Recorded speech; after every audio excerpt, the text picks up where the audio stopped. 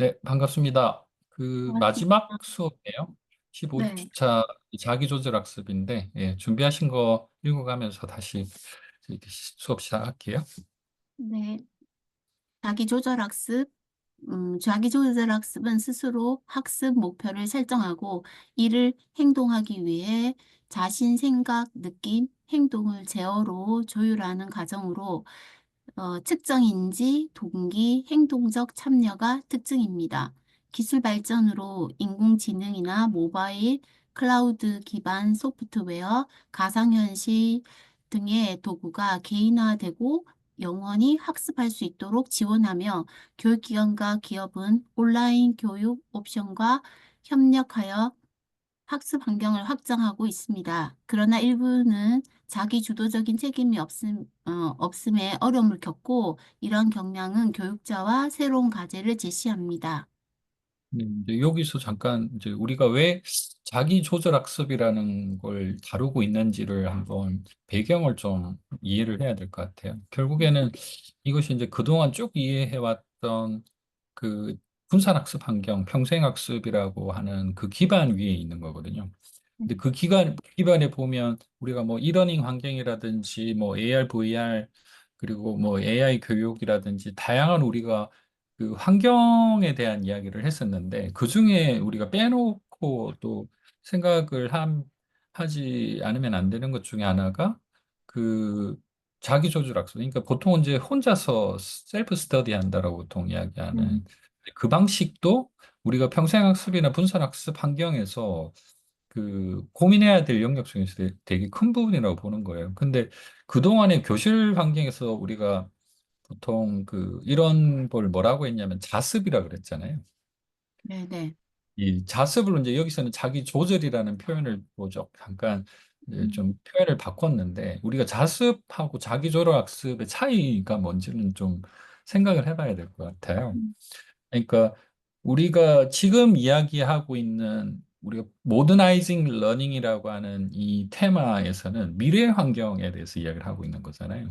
네, 그러니까 우리가 지금 현재 이제 학습자들이 하고 있는 자습 형태의 뭐 예를 들어서 집에서 하든 아니면 학교에서 하든 그런 자습의 형식과 이 지금 자기조절 학습의 차이점에 대한 이야기를 명확하게 좀 이해를 하고 넘어가야지 뒤쪽에서 좀 이 부분이 이해가 명확하게 될 수 있거든요.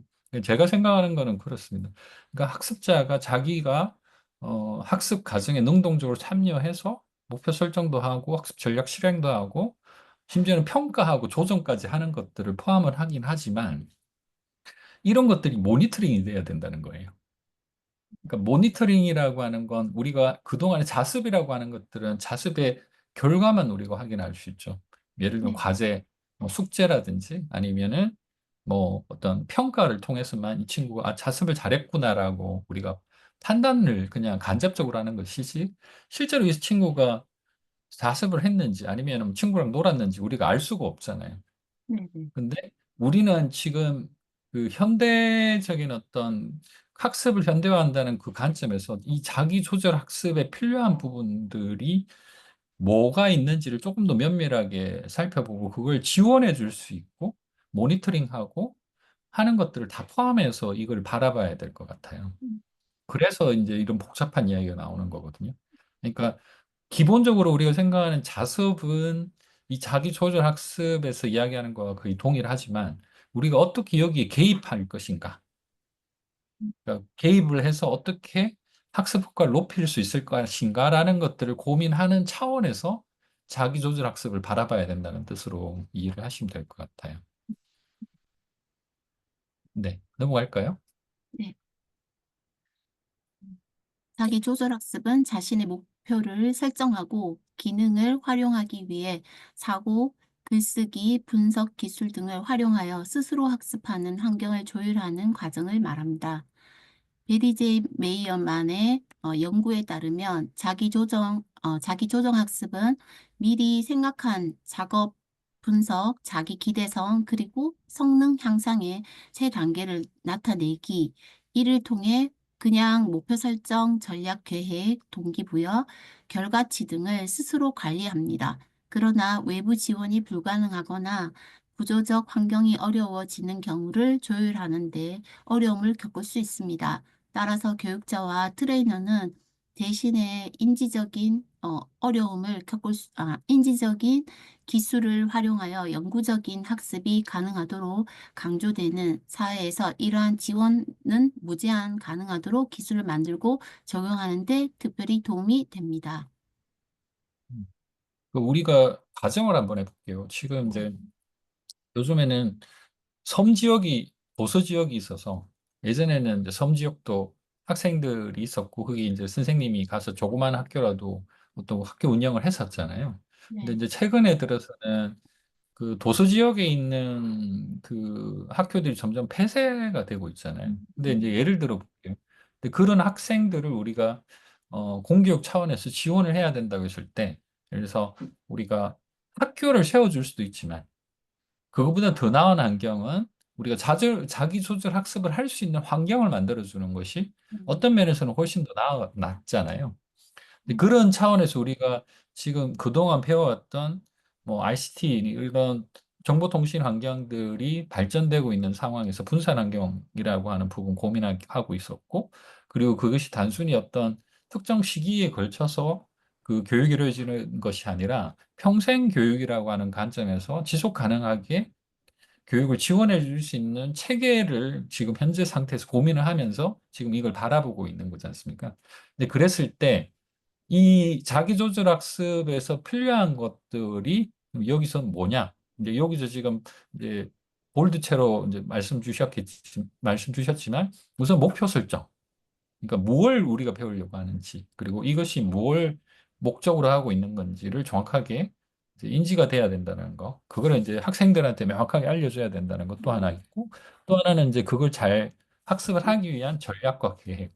그리고 이걸 꾸준하게 유지하기 위해서는 동기부여가 필요하죠. 그래서 이 친구가 지치지 않게 뭔가 어떤 목표를 향해서 꾸준하게 뭔가 갈 수 있도록. 그리고 그 나온 어떤 결과치라는 건 그 성과라는 거죠. 이 친구가 얼만큼 이걸 이해를 하고 있는지, 행동에 변화가 생겼는지, 뭐 이런 것들을 우리가 관리를 해 줄 필요가 있다라는 거죠. 그래서 이런 것들을 지원을 하는 것이 사실 우리가 지금 자기 조절 학습에 대해서 고민하고 있는 그런 기본적인 이유예요. 그러면 이제 교육자라든지 여기서는 이제 트레이너라고 표현됐는데 이런 이런 분들이 이런 자기 조절 학습 환경에 어쩔 수 없이 놓여 있거나 아니면은 스스로 그렇게 자기 조절 학습을 할 수밖에 없는 그런 환경에 뭐 그 가기를 원하는 사람들에게 어떤 도움을 줄 것인가라는 것들을 우리가 사회에서 고민을 해야 되는데 그렇다고 해서 무조건 뭐 사회에서 1대1 트레이닝을 전제로 해서 튜터링을 할 수는 없으니 그걸 어떻게 그러면 기술 환경을 활용을 해서 이것을 지원할 것인가 라는 것이 이 챕터에서 주로 다루고 있는 내용들이에요. 이해되시죠? 네, 넘어가시죠.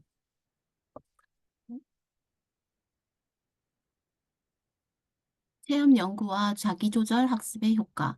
경험적인 연구는 자기조절 학습이 학습 결과를 향상시키는 효과적인 도구와 전략임을 입증했습니다.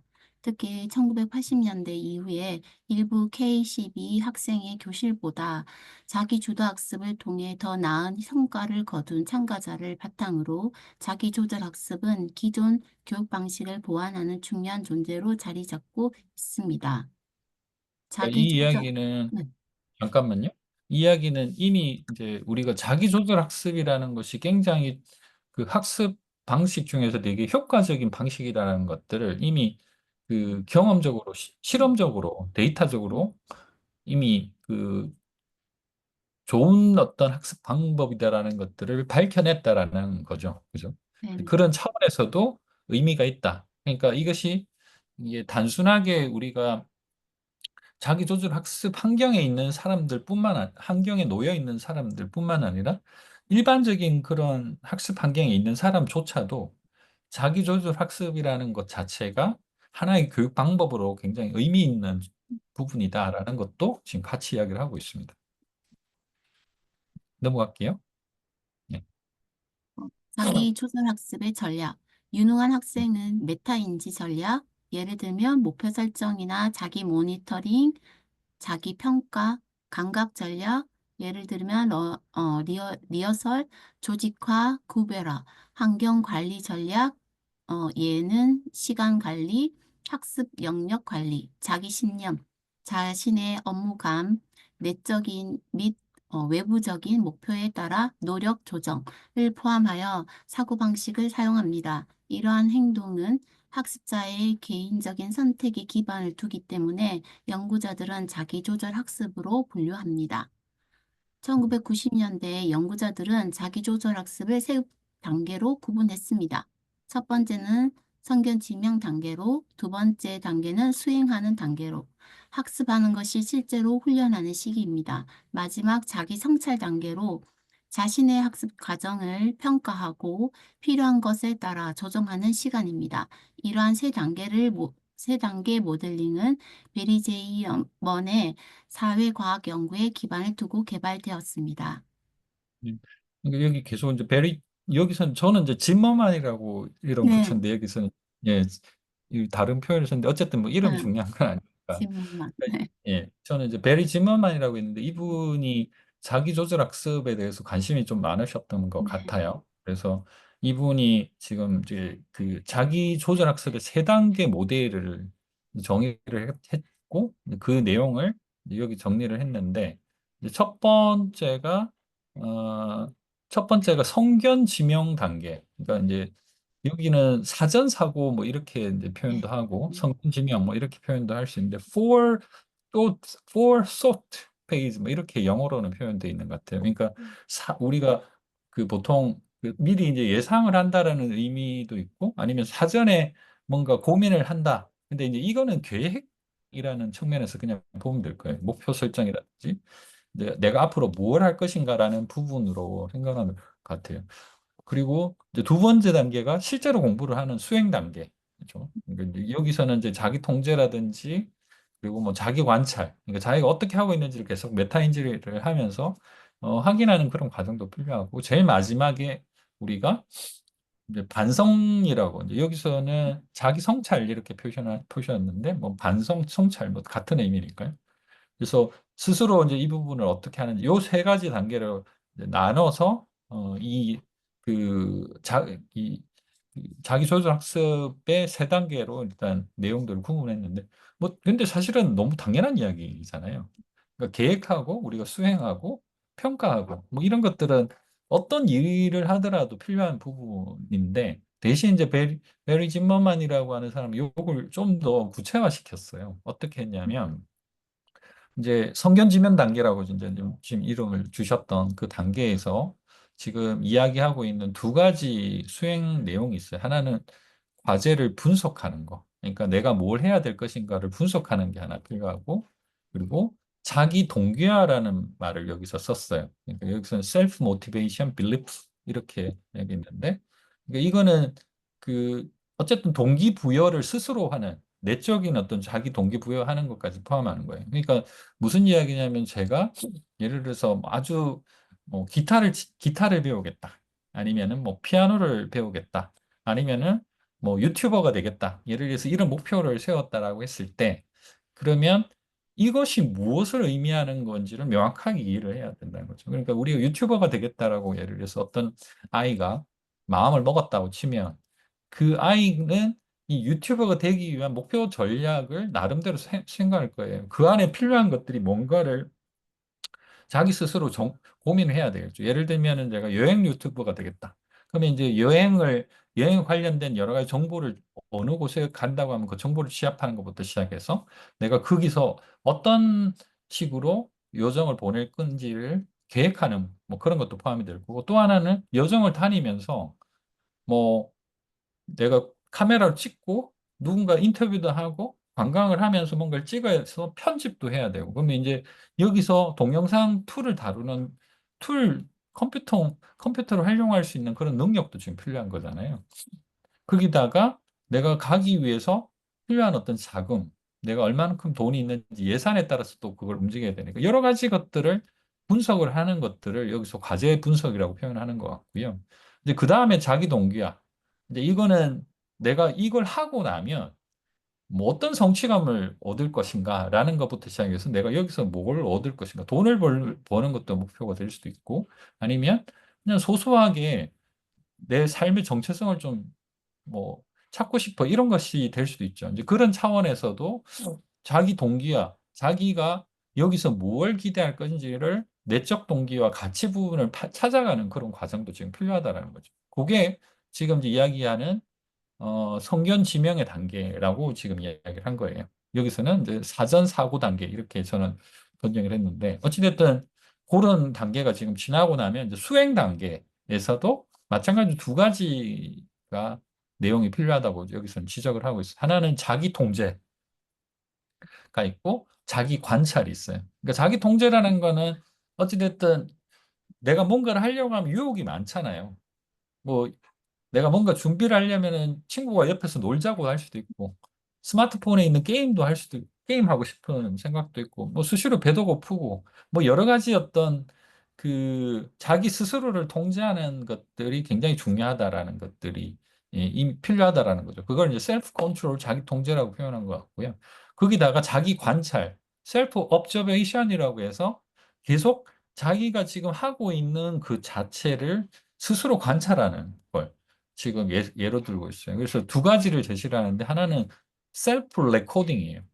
자기 스스로를 계속 레코딩하는 거죠. 이게 이제 일종의 그 일기 같은 것이 될 수도 있고, 그죠? 그러면 이제 자기가 성찰 일지 같은 것들을 써서 뭔가 기록을 계속 남기는 걸 수도 있는 거고, 뭐 그 실험 같은 것들도 셀프 익스페리멘테이션. 내가 지금 뭔가를 배웠는데, 그러면 이걸 내가 계속 실습을 해보는 거예요. 비디오도 옆에서 찍어보고 뭐 실제로 이제 그거를 편집도 해보고 유튜브에 올려서 사람들이 반응도 보고 뭐 이런 것들을 다 포함해서 이야기를 하는 겁니다. 그래서 이 수행 단계에서는 자기 통제와 자기 관찰이라고 하는 이 과정이 중요하다라는 것들을 강조하고 있고 마지막으로 자기 반성 단계에서도 똑같은 방식으로 두 가지를 또 이야기를 하고 있어요. 하나는 자기 판단. 이제 목표와 지금 현재 내가 와 있는 이 단계를 비교하는 거죠. 내가 그러면 목표했던 대로 내가 그동안 잘 수행해서 결과물이 나왔는지를 또 평가해야 되는 게 자기 스스로 해야 되는 거죠. 이건 누가 시켜서 하는 것이 아니기 때문에 셀프 이밸류에이션을 꼭 해야 되는 거예요. 셀프 저지먼트라고 이제 여기는 표현되어 있는데 거기다가 또 하나는 셀프 리액션, 자기 반응입니다. 그러니까 이거에 대해서 내가 만족할 수도 있고 그리고 이걸 이제 조금 더 다음 단계로 조금 높은 수준으로 뭔가를 가려고 뭔가 더 노력하는 뭐 그런 것들도 포함이 될 수 있겠죠. 이제 이런 것들을 지금 그 전체적으로 총괄해서 자기 반성 단계라고 이야기합니다. 그래서 정리를 하면 아까 말씀 주셨던 성견 지명 단계, 수행하는 단계, 자기 성찰 단계를 베리 진먼맘이라는 분은 굉장히 디테일하게 이렇게 이 정리를 해 놓은 거예요. 그래서 이런 요소들을 하나씩 하나씩 이 자기 조절 학습이라고 하는 것들을 구현하는 단계에서 고민해야 될 부분이라고 어, 우리한테 가이드를 주고 있는 겁니다. 네, 넘어갈게요.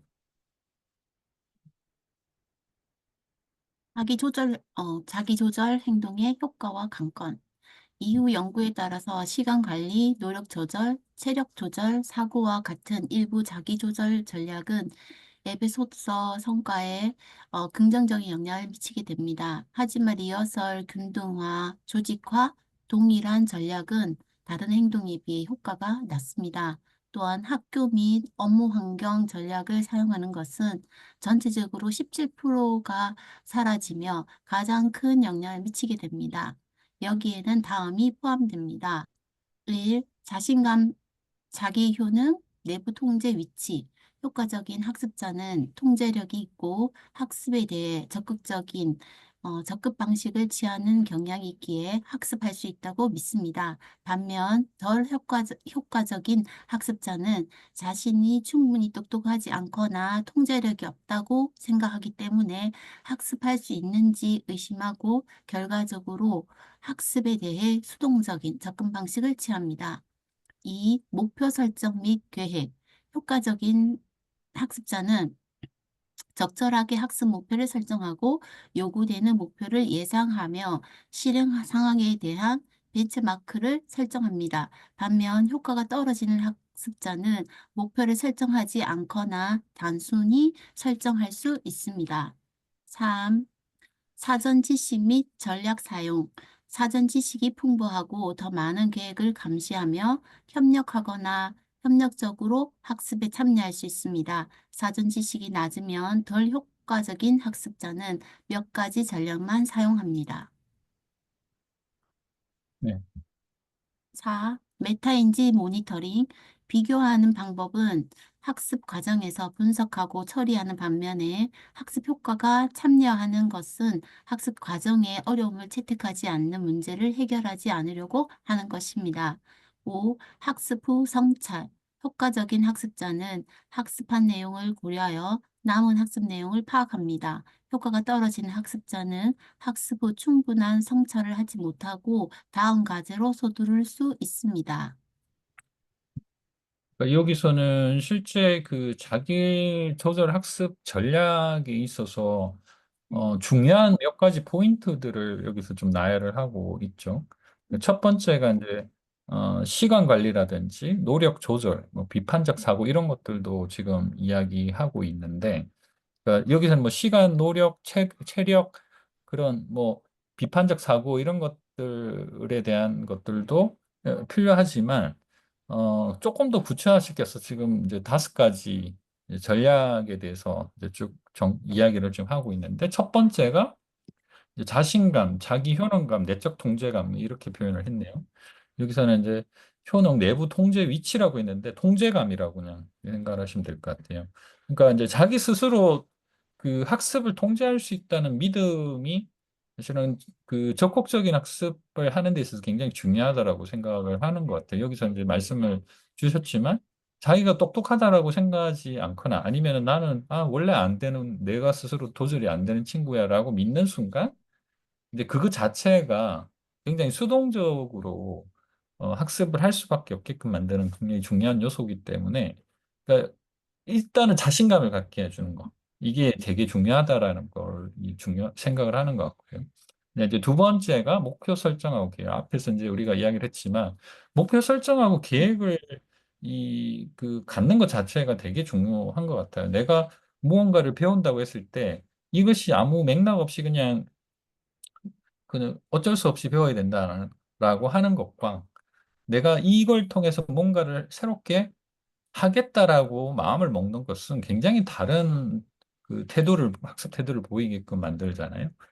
그러니까 옛날에 저 같은 경우에는 이제 시골에서 살았기 때문에 뭐 시골에서 자란 사람들 대부분은 다 그런지 모르겠지만 저는 이제 시골에서 벗어나서 도시 생활하고 싶어라는 되게 소박한 그런 꿈이 있었어요. 그래서 그걸 위해서 되게 뭔가 노력하기 위해서 뭔가를 했던 것 같은데 예를 들면 그런 사소한 어떤 개인적인 그런 동기부여라든지 목표 설정 이런 것들이 이제 되게 중요한데 근데 그런 목표가 없는 사람을 비교했을 때 학습 어떤 효과가 굉장히 다르다는 거죠. 근데 이거는 일반적인 모든 환경에서의 교육 환경에서 동일한 것 같아요. 이게 자기조절 학습 환경에서만 이런 것들이 필요한 게 아니라 모든 환경에서 사실은 이런 것들이 의미가 있는 것 같아요. 그리고 여기와 관련돼서 또 세 번째가 여기서는 사전 지식과 전략이라는 표현을 이제 썼는데 근데 그런 거죠. 그러니까 내가 뭔가를 하고 싶은데 그걸 하기 위해서 뭔가 사전에 우리가 알아야 될 여러 가지 지식들이 있다는 거죠. 아까 유튜브라고는 했지만 유튜버가 되기 위해서 내가 사전에 내가 뭘 알아야 되는지에 대해서 정확한 인지가 필요해요. 그럼 어느 날 갑자기 엄마한테 가서 나 카메라 사줘. 라고 해서 바로 유튜버가 될 수 있는 건 아니잖아요. 그래서 그 전에 이 친구가 미리 공부해야 되는 것들이 있죠. 예를 들면 유튜브에 동영상을 올리는 것도 알아야 되고, 그걸 편집을 하고, 자막을 넣고, 음향을 조정하고, 이런 것들을 사실은 다 알고 있어야 되죠. 그러면은 소프트웨어를 다룰 수 있는 능력도 있어야 되고, 그걸 하기 위해서는 윈도우나 맥 같은 것들을 자유자재로 쓸 수 있는 그런 기본적인 선행 지식이 있어야 되는 거죠. 어느 날 갑자기 어떤 할머니가 전혀 컴퓨터 환경에 익숙하지 않은 분이 내가 유튜버가 되겠다고 하면 너무 많은 걸 되잖아요. 그러니까 우리가 어떤 목표를 설정을 한다고 했을 때 그 목표 설정이라고 하는 것을 도와주거나 그 전에 알아야 될 많은 것들이 선행 지식으로 갖춰줘야 된다는 거죠. 박나래 유튜브 혹시 아세요? 할머니? 네, 네. 되게 유명하시잖아요. 이제 그분은 손녀가 이제 네. 도와줘서 컨텐츠를 이제 만드는 분인데, 어찌됐든 그런 것처럼 이분도 이제 계속 몇 년 동안 하다 보니까 이제 너무 그 방송에 익숙해졌어 가지고, 이제는 마치 이제 프로처럼 하시는데, 처음에는 이제 그런 것들이 되게 어색하단 말이에요. 근데 그게 익숙해지기 위해서 뭔가를 아마 계속 손녀와 뭔가를 했을 거예요. 근데 이제 그것이 우리가 일종의 선행 지식이고 이제 전략이라고 할 수 있는 부분이죠. 근데 이게 문제 없으면 굉장히 제한된 방식으로밖에 못해요. 지금 우리가 AI에 대해서 고민을 많이 하고 있긴 한데, 어, 예를 들어서 AI를 잘 아는 친구가 있고 AI를 잘 못 쓰는 뭐 어떤 학생이 있다고 예를 들어서 비교를 해볼게요. 지금은 옛날 같으면 이 두 친구의 학습 효과는 이 친구가 얼마나 집중하고 오랫동안 공부하느냐가 사실은 이 친구의 수행 성적을 아마 결정할 건데, 지금 우리가 AI를 너무 자연스럽게 지금 쓸 수 있는 이 환경에서는 이제는 AI의 도움을 얼만큼 잘 받느냐가 수행 성적에 오히려 훨씬 더 큰 영향을 줄 수도 있어요. 지금 초중 고는 모르겠는데 적어도 대학교는 지금 이미 그렇게 가 있어요. 리포트를 쓰거나 뭔가 내가 논문을 쓰거나 이런 것들이 다 그렇게 지금 가 있기 때문에 그것이 굉장히 중요한 어떤 선행 지식이 되어 있는 상태예요. 그러니까 이제 그런 것들을 지금 여기서 이야기를 하는 거죠. 그리고 네 번째가 좀 올려주시겠어요? 네, 네 번째가 메타인지 모니터링이죠. 그러니까 메타인지적인 모니터링이라는 건 결국은 자기 관찰을 하는 거잖아요. 그러니까 내가 이걸 잘하고 있는지 못하고 있는지, 내가 뭔가 제대로 이해를 못하고 있다면 그동안 내가 공부를 했던 것 중에서 뭔가 부족한 것이 있는지 이런 것들을 계속 하면서 해야죠. 책에 나오는 순서대로 뭔가를 한다고 하면 이제 뭔가 나중에 가서 사실은 제대로 이해를 못하는 부분이 나올 수 있거든요. 왜냐하면 책에서 나오는 것들이 자기의 어떤 학습 수준하고는 안 맞을 수 있기 때문에 책에서 나오는 수준이라도 나는 뭔가 그 안에서 비어 있는 부분이 있는지를 스스로 감지를 하고 그걸 다시 메꾸기 위해서 다른 책을 본다든가 하는 것들이 또 필요하죠. 그러니까 그런 것들을 잘하는 친구와 잘 못하는 친구들의 차이는 이 자기조절학습 환경에 있어서는 굉장히 크다라고 치명적이라고 생각을 하는 거예요. 그러니까 우리가 선생님이 있거나 하면 그걸 지적을 해줄 수 있잖아요. 근데 이제 그런 것들이 없는 이제 셀프 스터디를 하는 이런 환경에서는 그것이 굉장히 중요한 요소 중에 하나다라는 거죠. 그리고 아까도 반복돼서 나오지만 다섯 번째가 이제 학습 후 성찰입니다. 결과적으로는 내가 앞에서 목표로 했던 것과 그리고 내가 지금 현재 어, 내가 어느 정도 수준에 와 있는지를 또 비교 평가해서 그것들 또 점검을 하고 그 다음 단계로 어떻게 가야 되는지에 대해서 전략을 세울 수 있을 정도로 이 반성이라는 것들이 되게 중요하다라는 거. 그래서 그런 것들이 이 다섯 가지가 지금 우리가 자기조절 학습에 있어서 굉장히 중요한 핵심 전략이다. 이렇게 이제 이야기를 하고 있는 겁니다. 네, 그 다음으로 내려가 볼까요? 추천 사항은 학습자가 더 나은 조절학습 기술을 개발하기 위해서는 학습에 참여하는 사람들의 추가 지원이 필요합니다.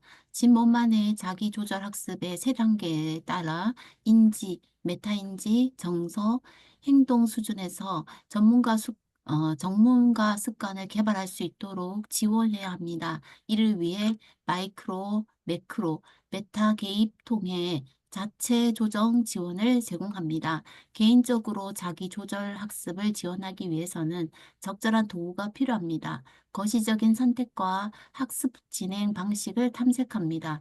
수준 높은 학습 습관을 구축하고 회복력과 의사결정 능력, 평생 성장에 필요한 통찰력, 사회적 효율적 역량을 키우는 데 연습이 필요합니다.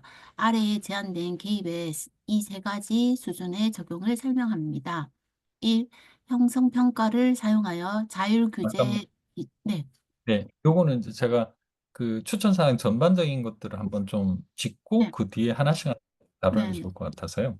우선 여기서 이제 중요하게 생각하는 것이 이제 여기서도 짐머만 이야기가 또 나오는데 이제 짐머만이라는 분이 이렇게 사전, 사고, 수행, 자기 반성 세 단계 모델을 제시를 했고 그 안에 이제 어떤 수행 전략을 구체적으로 제시를 했는데 이제 이것을 우리가 어떻게 습관화 시킬 것인가?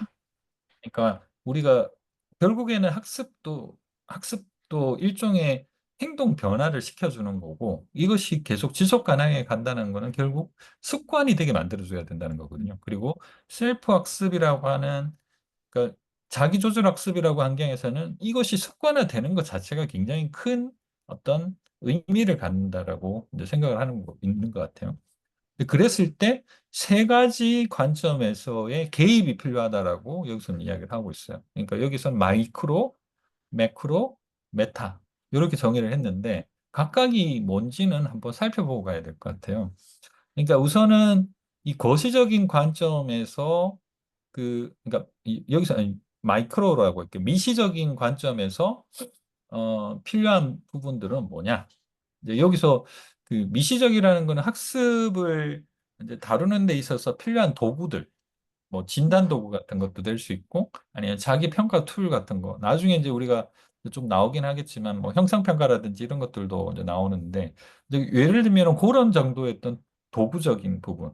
그러니까 내가 이걸 공부하기 위해서 필요한 그 어떤 도움을 주는 약간의 툴 같은 도구 같은 것들을 좀 미시적 관점에서 그 개입 요소라고 보고 있는 것 같고요. 이제 두 번째가 거시적인 어떤 관점. 그러니까 훨씬 더 큰 어떤 그 관점에서 필요한 것들이 뭐냐. 그러니까 좀 환경적인 거라고 이제 보는 것 같아요. 이게 예를 들면 학습 계획 같은 거. 뭐 이런 것들. 그러니까 습관화하려면은 우리가 옛날에 방학 되면은 우리가 맨날 시간표 이렇게 만들지 않습니까? 예. 언제 일어나서 언제 밥 먹고 계획표, 뭐 언제 공부하고 예. 뭐라고 하죠? 계획, 계획표? 예, 예. 예, 예.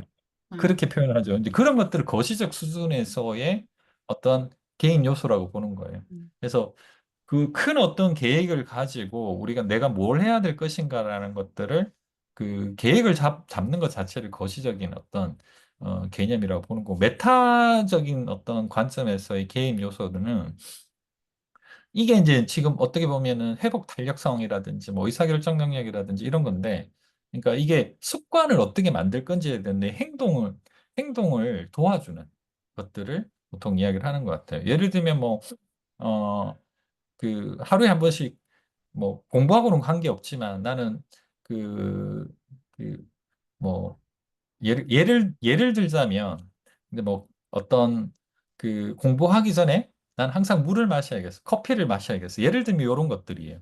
그러니까 이런 것들도 습관하고 좀 연결이 있거나 아니면은 내가 공부하기 전에 좀 정신을 맑게 하기 위해서 어떤 조용한 음악을 틀어놓고 명상을 하겠어. 5분 동안이라도.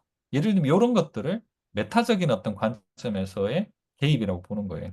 그래서 이런 것들을 다 고민을 하고 실제적인 조절 학습에 필요한 어떤 그 환경들을 만들어가는 그것들을 지금 여기서 이야기를 하고 있는 거고 이제 그렇게 하기 위해서 여기서 지금 6가지 주요한 전략들을 제시를 하고 있는데 그걸 지금 하나씩 이제 살펴보면 될 것 같아요.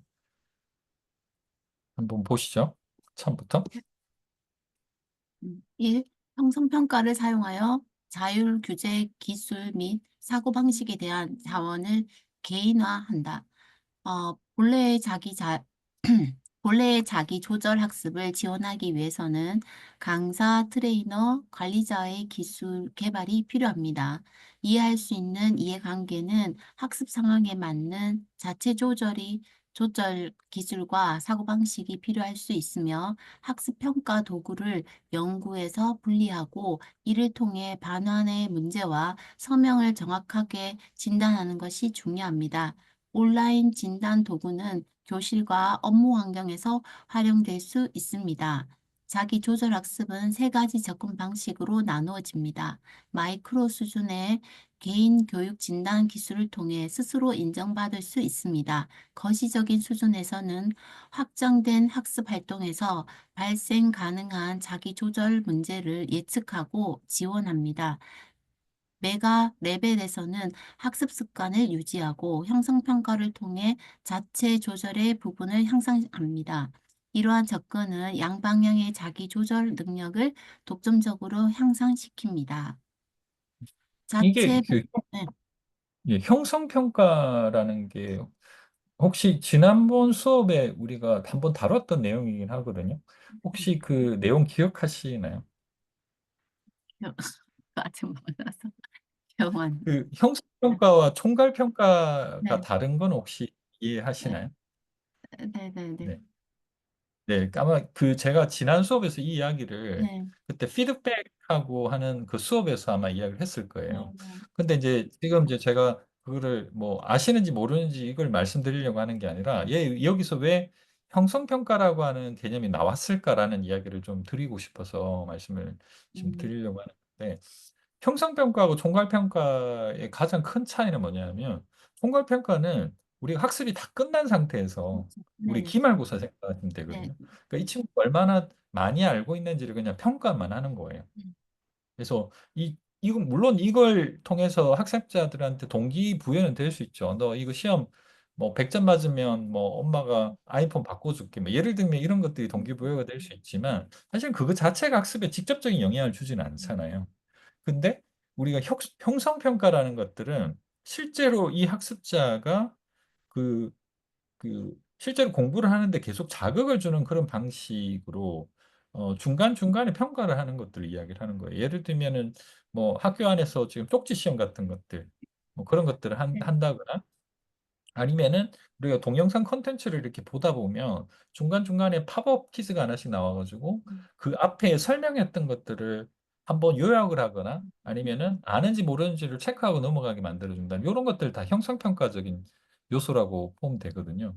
그러니까 자기 조절을 학습하는 데 있어서도 이것들을 개인화된 방식으로 형성평가할 수 있도록 도와주는 게 되게 중요하다라고 이야기를 하고 있는 거예요. 그러니까 뭐 예를 들면은 이런 여기서 이제 여러 가지 예를 들고 있는데 첫 번째가 동기 전략과 관련된 학습 설문지 이런 것들을 이야기를 해요. 그러니까 이제 우리가 자기 조절 학습을 하도록 학생들한테 그러면 일단 환경을 만들어 줬어요.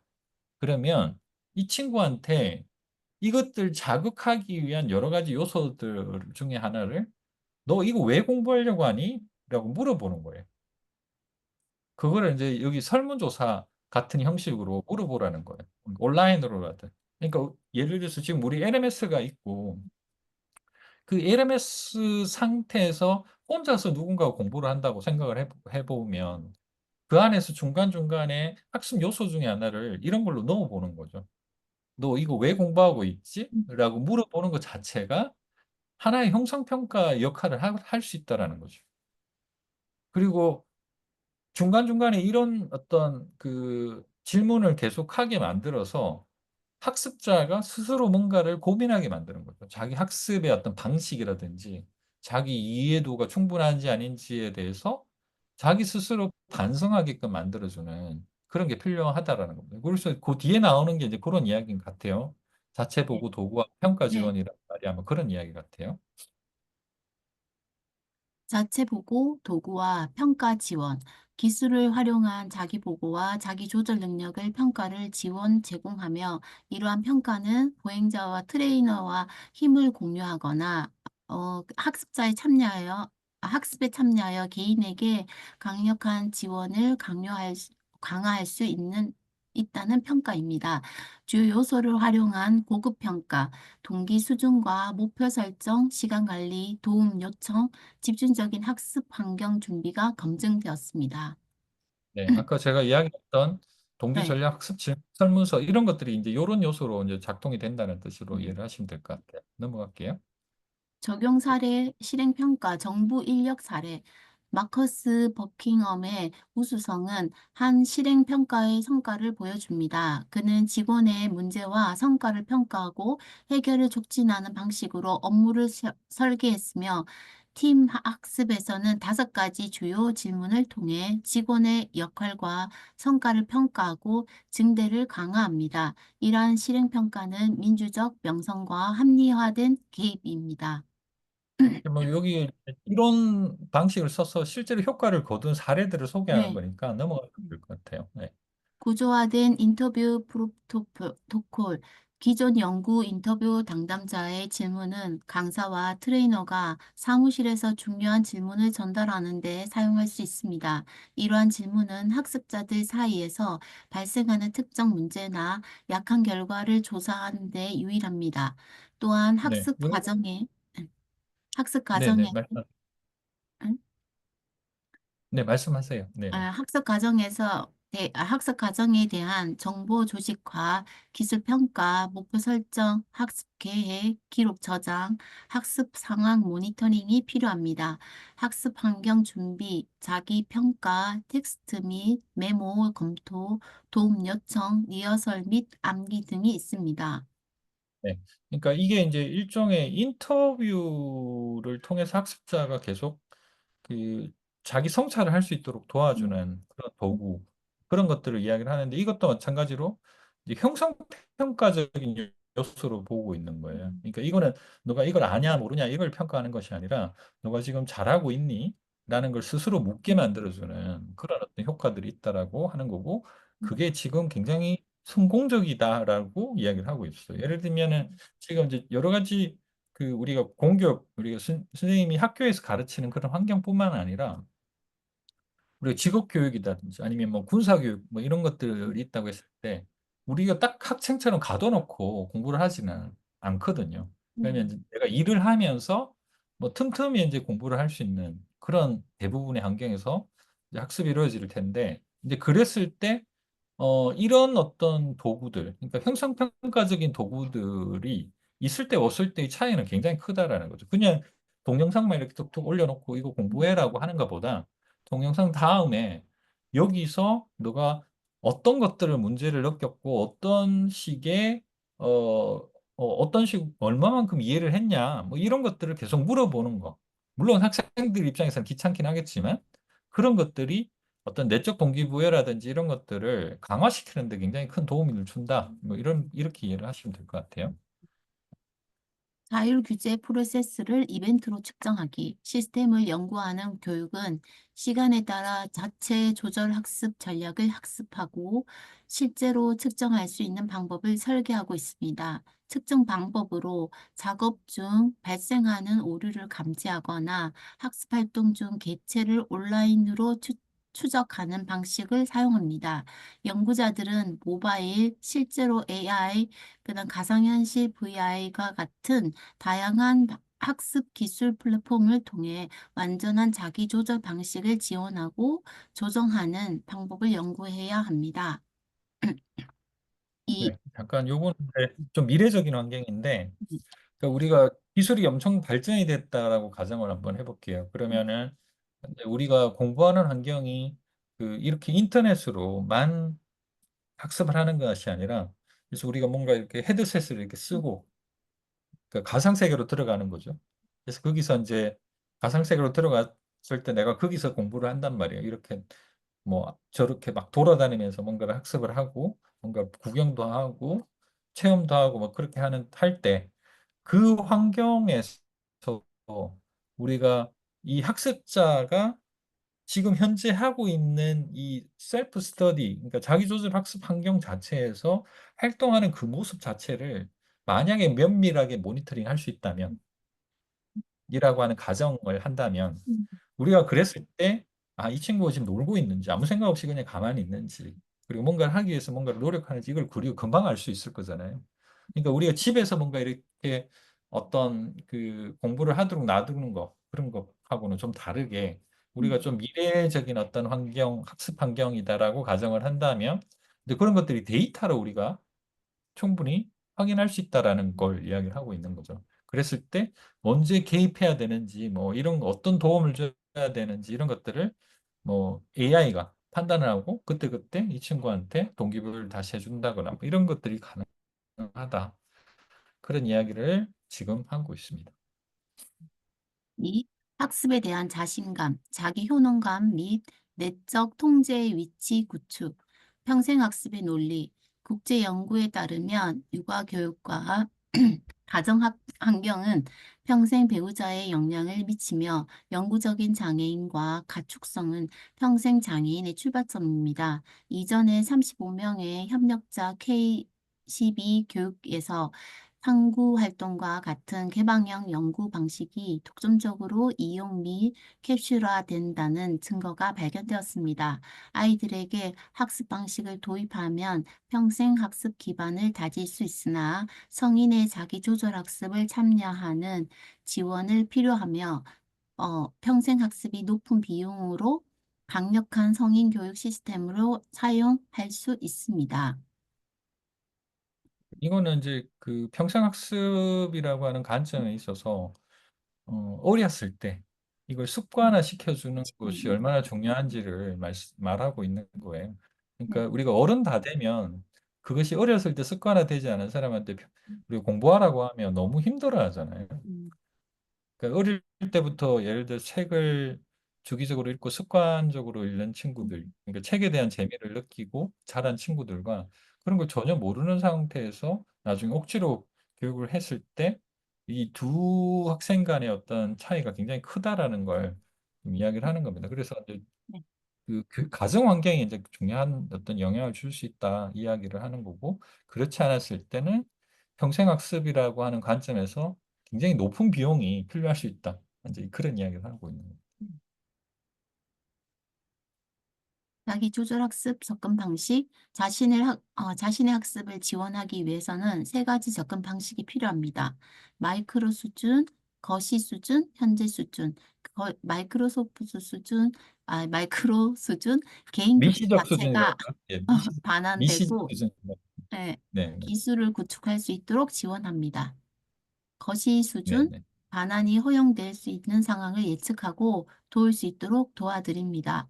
현재 수준, 학습 중에 자신이 향해 집중하고 학습을 성찰하고 수용하는 방법을 교육합니다. 여기서 이제 지금 용어가 계속 헷갈리는데 이제 이렇게 정의를 할게요. 미시적, 거시적, 메타 수준 이렇게 지금 세 가지로 그냥 정의를 할게요. 여기서는 마이크로, 거시, 현재 이렇게 돼 있는데 그냥 미시적, 거시적, 메타적 이렇게 그냥 생각하면 될 것 같아요. 아까 이제 이미 이제 요 내용은 앞에서 이제 다뤘죠. 미시적 네. 수준이라는 거는 이제 수업할 때 필요한 어떤 도구적 음, 관점에서 기술 이런 것들을 이제 이 자기조절 학습에 있어서 필요한 부분이라고 보는 거고요. 거시적 부분들은 조금 더 행동 변화, 습관이라든지 이런 부분, 그러니까 플래닝을 하거나 뭐 이런 것들, 우리 시간표, 계획표 짜는 뭐 이런 것들을 이야기를 하는 거고, 그리고 메타 수준, 여기서는 현재 수준이라고 표현을 했는데, 이제 성찰하는 부분, 자기 스스로를 계속 객관화시켜서 자기를 평가하는 뭐 이런 것들이 자기 조절 학습을 하는 데 있어서 자신감, 자기 효능감, 뭐 내적 통제감 이런 것들을 강화하는 데 이제 도움이 된다. 이렇게 지금 설명을 했습니다. 그리고 앞에 K12라고 이제 보통 말씀을 아까 하셨잖아요. 네. 이거를 어떻게 그 어떻게- 교육계에서는 부르냐면 K12라고 그냥 아, 부릅니다. 이게 예, 무슨 뜻이냐면 그 공교육이라는 표현을 그냥 영어로 그냥 이렇게 표현하는 거예요. 근데 이 대신 지금 글로벌 국제적으로 이게 통하는 말이기 때문에 K12라는 말을 쓰는데 왜 K12냐면 K는 kindergarten입니다. 유치원. 음, 그리고 음, 12는 우리가 초등학교부터 음, 고등학교까지 12학년이잖아요. 네. 그래서 유치원 과정하고 우리가 그 고등학교 때까지의 과정을 다 묶어서 그냥 K12라고 네. 이야기를 하거든요. 물론 K12라고 해도 누가 뭐라 하진 않을 거예요. 근데 일반적으로 K12라고 하는 표현이 훨씬 더 많이 네. 쓰이는 용어다라고 이해를 음, 하시면 될 것 음, 같아요. 네. 그래서 네. 그냥 쉽게 이야기하면 아, 공교육이다라고 그냥 음, 생각하시면 됩니다. 음. 네, 어, 넘어가겠습니다. 네. 3. 목표 설정 및 계획 기술 개발. 자기조절 학습에서 목표 설정과 기술을 개선하는 방법을 사용자에게 편리한 방식으로 변환하고 양가가 학습 과정에서 안내받을 수 있도록 계획합니다. 이러한 지원은 대면 품질뿐만 아니라 온라인 환경에서 제공되어야 합니다. 세 가지 방식의 두 개 겹쳐 세 가지 네, 방식을 이용합니다.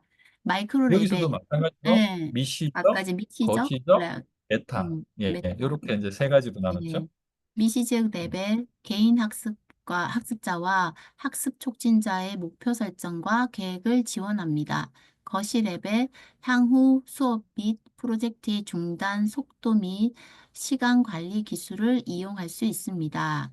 메타 레벨, 성공 경쟁을 성공 경쟁을 공유하여 목표 설정과 계획에 대한 저항을 극복합니다.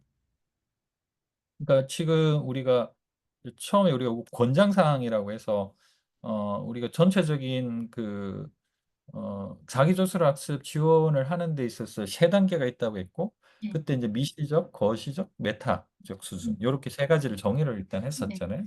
네, 그리고 다음에 우리가 지금 하고 있는 부분이 그 자기조술 학습을 강화하기 위해서 6가지 주요 전략에 대해서 이야기를 하고 있는데, 네, 지금 이제 방금 설명하신 부분은 세 번째 목표 네, 설정하고 계획 수립 능력과 관련돼 있는 부분이죠. 네, 그래서 여기에서도 마찬가지로 미시적, 거시적, 메타적 수준의 이제 전략들이 따로 있는 거예요. 그래서 이제 목표 설정이라는 거는 뭐 그냥 말 그대로 우리가 학습을 하는 데 있어서의 어떤 방향성을 정하는 것으로 우리가 그냥 생각을 하면 되는데, 그 방향성을 정하는 데 있어서도 마이크로 레벨과 아니, 그러니까 미시적 레벨과 거시적 레벨, 그리고 메타적인 수준 레벨. 이 용어를 통일할게요. 그냥 미시적 수준, 거시적 수준, 메타적 수준이라고 이렇게 표현을 할게요.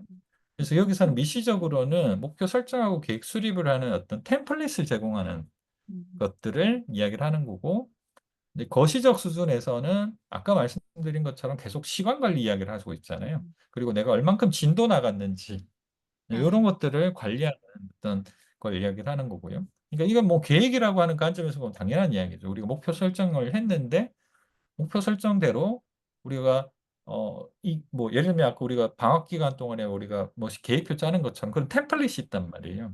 그러면 어떤 수업이든 그런 템플릿들을 활용하는 것 자체가 미시적 수준에서 관리를 하는 거고, 거시적 수준이라는 거는 결국 시간 관리. 우리가 어떤 과목을 하든 상관없이 내가 시간 관리를 했는데 오늘 이걸 했는지 안 했는지, 우리가 지금 LMS에서 그 출석률 관리하는 거고 비슷하게 보시면 돼요. 그래서 어느 정도 공부를 했는지, 그리고 내가 얼마만큼 진도를 나갔는지 이런 것들을 살펴보는 것이 거시적 수준이라고 보면 되고, 그리고 메타적 수준에서는 계속 목표 설정한 것이 내가 계획 대비 내가 제대로 왔는지, 그리고 이것을 달성했을 때 이것이 얼만큼 중요한지 이런 것들을 계속 생각하게 만드는 거죠. 왜냐하면 내가 이걸 성공했을 때 어떤 것들이 가능해? 라는 것들을 계속 상상하면서 이것들 자극을 하라는 의미죠. 그러니까 내가 여기서 중도 포기를 했을 때와 이것을 목표 달성을 했을 때의 어떤 차이점, 이런 것들을 계속 인지를 시켜주는 이런 것들이 중요하다라는 것으로 그냥 여기서 강조를 하고 있는 겁니다. 네 번째로 가볼까요? 4. 사전 지식을 활용하여 자체 조절 학습 강화 전략. 교육 경험은 학습할 수 있지만 새로운 아이디어를 가지고 있는데 장애가 될 수도 있습니다. 교육자와 트레이너는 학습자의 사전 지식을 끌어내고 학습된 장애물을 해결할 수 있는 활동과 도구를 활용해야 합니다. 이를 위해 세 가지 방식을 적용합니다. 거시적 수준, 클래스와 관련된 사전 지식을 활용합니다. 거시 수준, 전체적 지식과 개념을 파악하여 프로젝트에서 학습 장애물이 될 수 있는 개념을 식별합니다. 메타 수준, 유용한 사전 지식을 요약하고 대응할 수 있는 개인의 능력을 지원합니다. 그러니까 이제 사전 지식이라는 거는 아까도 되게 중요하다라고 표현을 했었잖아요. 이것을 내가 어떤 것들을 배우기 위해서는 뭘 선행적으로 알고 있어야 되는지를 인지하는 게 이제 되게 중요한데, 이제 자칫 잘못하면 어, 약간 오만에 빠질 수 있다라는 거죠. 그래서 내가 이런 것도 알고 있는데 굳이 이거 내가 배울 필요가 있어라고 하면서 동기부여 자체가 안 될 수도 있지만, 근데 그래서 이것을 명확하게 정리하는 것이 필요한데, 미시적 관점에서는 선행 지식을 아예 자기가 알고 있는 걸 한번 정리를 해보라고 아예 해주는 거죠. 그래서 처음에 우리가 뭔가 이런 학습을 시작할 때 자기 스스로 얼만큼 알고 있는지를 간단한 테스트든 아니면은 간단하게 문서화해서 자기가 스스로 그 내용을 정리 한번 해봐라 라고 하는 거예요. 그리고 두 번째 이제 거시적인 관점에서는 수행 지식과 관련돼서 내가 알고 있는 것이 이렇게 있지만 사실은 이번 학습에 있어서는 이것이 굳이 필요 없어라고 판단되는 요소들이 있을 수 있잖아요. 근데 그런 것들을 과감하게 빼버리라는 거죠. 그러니까 내가 뭔가는 알고는 있지만 이번 학습 목표에 있어서는 그 알고 있는 내용 자체가 불필요할 수 있고 오히려 그것이 학습을 하는데 장애가 될 수도 있기 때문에 그걸 아예 제거하는 것 자체를 여기서는 중요한 요소라고 보고 있는 거예요. 그리고 그런 것들을 어떻게 하면 내가 필요한 것들은 더 활성화시키고 필요 없는 것들은 차단시킬 건지 이런 전략 자체를 제공하는 것들을 메타 수준이라고 여기서는 이야기를 하고 있는 거죠. 네, 넘어갈게요. 메타인지 모니터링 지원, 학습 플랫폼과 미디어의 발전으로 기대되는 다양한 환경에서 자기 조절 학습을 지원받고 있다. 이러한 자원을 최적화하려면 학습 조건과 패턴을 분석할 수 있는 추적 데이터가 필요하며 연구자들은 광범위한 데이터 수집기 분석을 통해 새로운 학습 모델과 접근 방식을 개발하고 있습니다. 이러한 데이터를 기반으로 하여 신뢰할 수 있는 자원을 제공함으로써 시스템의 보안 성과를 제공할 수 있도록 권장할 수 있습니다. 지식 추구는 지속적으로 개발하고 검증하기 위해 선발적으로 자체 조정 학습 지원이 필요합니다. 고유한 베이링 존재 자체 조절 학습 지원 도구와 라이브러리를 올바르게 이해할 수 없습니다. 자체 조절 학습 지원은 LMS나 스마트폰과 동일한 학습 플랫폼과 콘텐츠에 따라 이용할 수 있으며 R&D 개발자는 특정 학습 환경에 맞는 설계를 준비해야 합니다. 또한 인지하고 계획을 지원하기 위해서는 세 가지 최선의 노력이 필요합니다. 마이크로 레벨, 어,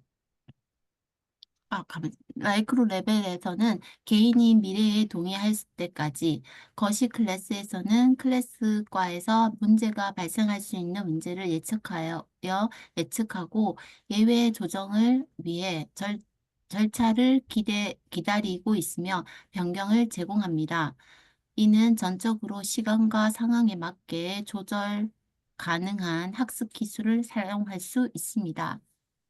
네. 책에서 지금 되게 이제 어렵게 이렇게 표현을 해놨는데 그 메타인지적인 어떤 모니터링 환경이라는 건 결국에는 데이터 수집하고 좀 관련이 돼 있어요. 네. 이제 학습자들이 이런 가상 환경 안에서 셀프 스터디를 한다고 칠게요. 우리가 그러니까 자습하고 다르다고 했잖아요. 그러니까 자습이라는 건 우리가 모니터링 할 수는 없어요. 결과만 우리가 확인할 수 있는 거지. 이 과정 자체를 우리가 확인할 수 없는데, 근데 우리가 그러니까 자기 조절 학습이라고 하는 건 우리가 학습자를 모니터링 할 수 있다라는 걸 전제로 하는 거예요. 그러니까 학습자가 모니터링 될 수 있는 학습 플랫폼 환경, 그게 이제 가상 환경이든 아니면 우리가 지금 쓰고 있는 이런 LMS든 어떤 상황에서 이런 디지털 환경에서 우리가 학습자가 혼자서 공부를 하는 것 자체를 모니터링하고 관리할 수 있다라는 걸 전제로 이제 이것을 이해를 하시면 조금 더 이해가 될 것 같아요. 그러니까 거기서는 패턴을 분석을 하는 거예요. 학습자가 뭐 하고 있는지. 그러니까 학습자가 진행을 아주 열심히 하고 있을 수도 있고 아니면은 놀 수도 있고 화면만 켜놓고 그냥 놀 수도 있잖아요. 근데 이런 것들을 우리가 데이터 수집 분석을 통해서 학습자들이 얼마나 여기에 집중을 하고 있는지를 지원하는 거. 이것을 메타인지 모니터링이라고 그냥 이해를 하고 있는 거예요. 근데 지금 우리가 자기조절 학습이라고 하는 것들을 우리가 잘 하기 위해서는 그럼 이 데이터들을 어떻게 이해할 것인가 중요하죠. 예를 들어 볼게요.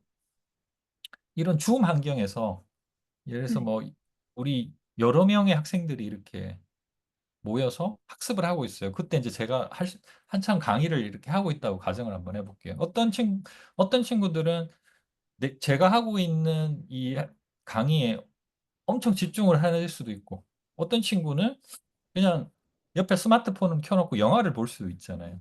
그럼 이거 두 개를 어떻게 구분할 것인가라는 거예요. 시스템은 그걸 모니터링 할 수 있을까요, 없을까요? 그러니까 예를 들면은 상상을 한번 해보면은 그냥 가능하다라고 생각을 해요. 왜냐하면 눈동자를 우리가 추적을 할 수도 있고, 그러니까 이게 카메라를 보고 있는지 네, 아니면 흔들리는 거. 다른 쪽을 볼 수도 있는지 뭐 그럴 수도 있고, 또 하나는 주변에 있는 소리를 감지할 수도 있죠. 그러니까 직접 이제 여기서는 내 목소리가 안 나게 뮤트를 시켜놓고 음성 소거가 돼 있지만 실제로는 그걸 듣고 있을 수 있죠, 시스템이. 네, 네. 그래서 이 친구가 영화를 보거나 아니면 게임을 하고 있는지 그런 것들을 확인할 수도 있고, 아니면 이 사람이 예를 들어서 저하고 똑같이 생긴 사진을 이렇게 딱 붙여놓고 마치 음, 수업을 잘 듣고 있는 것처럼 할 네, 수도 있잖아요. 그러니까 예를 네. 들면은 그런 것들은 시스템이 이제는 인공지능이라든지 이런 걸 통해서 다 확인을 할 수 있어요. 네. 그러니까 이제 그런 기술이 있다라고 했을 때 그것 자체가 우리가 하나의 모니터링 시스템으로 필요할 수 있다라는 이야기를 하는 거죠. 음, 그랬을 때 이제 이런 것들을 모니터링 가능하다고 했을 때 우리가 어떻게 지원할 것인가? 음, 라는 것들을 지금 메타인지 모니터링이라고 하는 관점으로 보고 있는 거예요. 그랬을 때 마찬가지로 미시적으로 보거나 거시적으로 보거나 메타적으로 봤을 때 뭐 무엇을 볼 것인가라는 것들을 정의를 하는데, 중요한 건 아니지만 어쨌든 미시적으로 봤을 때는 학습 진행을 하는 데 있어서 약간의 좀 어려운 점이 있는 것들을 학생들이 이렇게 모니터링 가능하다고 했을 때, 이 친구가 막 고개를 막 움직이면서 내가 잘 음, 모르겠어라고 표현할 수 있는 것 자체를 이제 점검을 할 수 있죠. 이제 그런 것들은 미시적 수준에서의 반응들을 이제 살펴보는 거고, 이제 거시적인 수준이라는 건 학습 전체의 플로우를 봤을 때, 음, 이 친구가 그때그때 순간들을 보는 것이 아니라 전체적으로 피드백을 주고받고 있을 때 이 친구가 제대로 따라오네, 못 따라오네라는 것들을 어떤 중요 단계에서 점검을 해주는 것들을 거시적인 수준에서 이제 보는 거고, 그리고 또 하나는 메타적인 수준이라는 건 아까 말씀드렸지만 계속 어떤 행동, 습관, 이런 관점을 가지고 보는 거예요.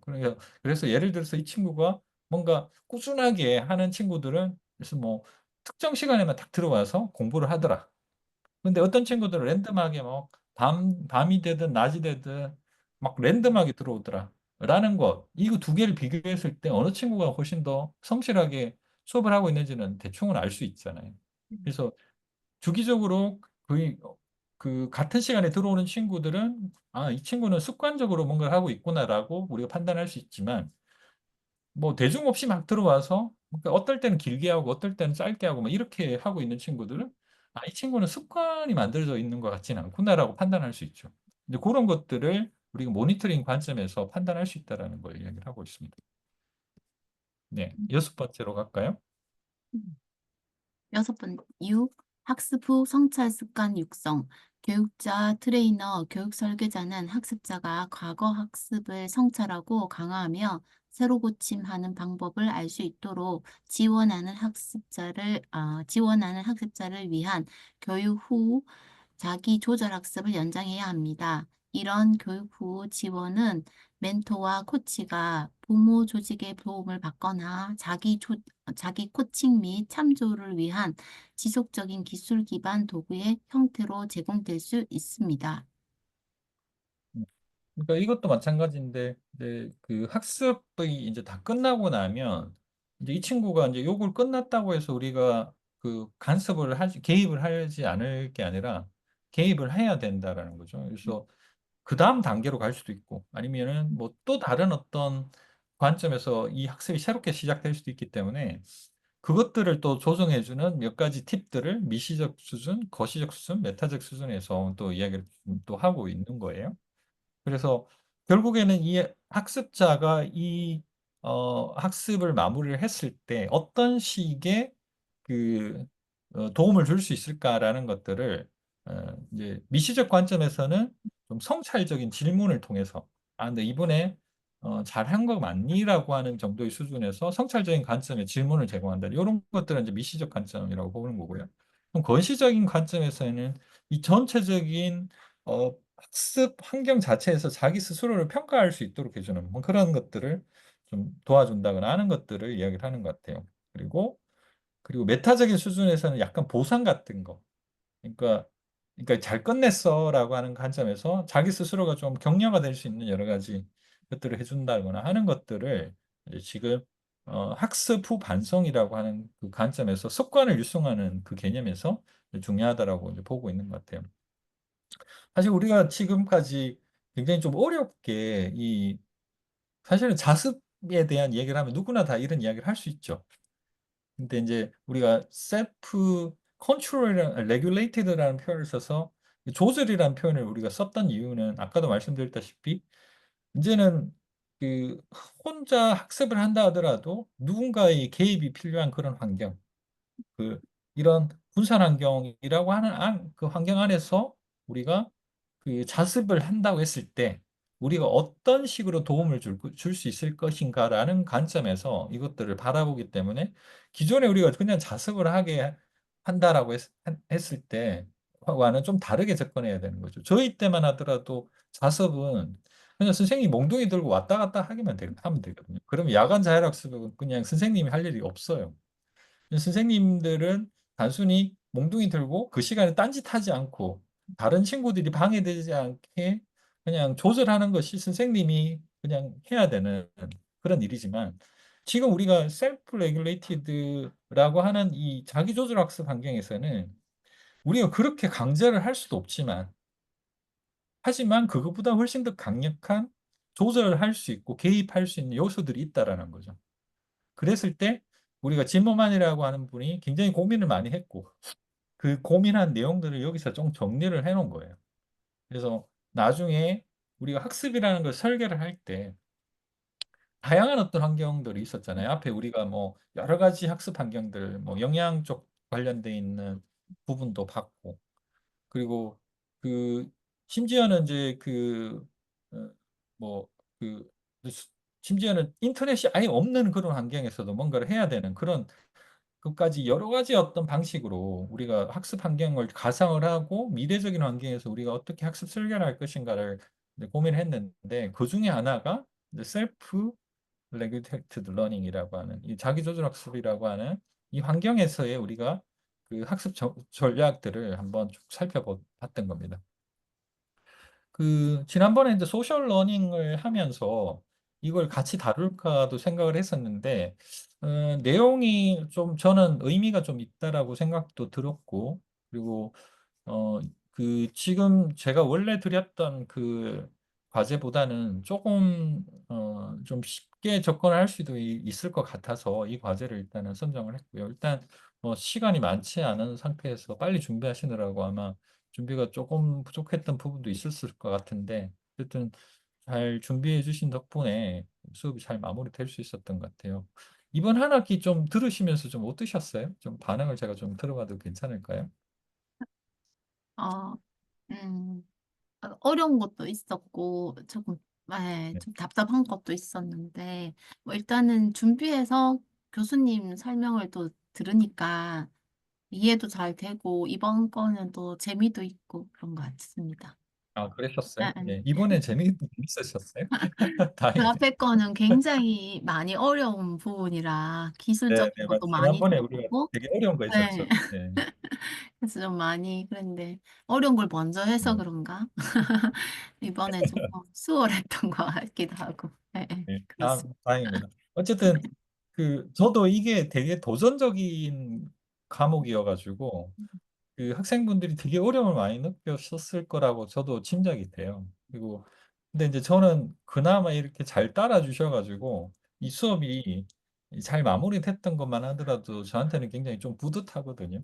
그러니까 저도 사실은 이 과정을 통해서 많이 배웠고, 그리고 이것들을 새롭게 받아들이는 분들이 어떻게 받아들이고 있는지를 좀 관찰도 하고, 근데 그걸 보면서 저도 많이 또 성찰도 하게 되고 그래서 저 나름대로는 이 과정이 되게 의미가 있었어요. 근데 학생들도 그런 정도의 의미가 같은 의미가 있었으면 하는 바람이 있고 우리가 이제 다음 주에 우리 또 평가할 때 또 보게 되잖아요. 네. 그때 또 인사드리고 다시 한번 또 뵙겠습니다. 과제 마무리 잘 해주시고 나중에 또 뵙겠습니다. 감사합니다. 네, 수고 많으셨습니다. 네, 수고하셨습니다.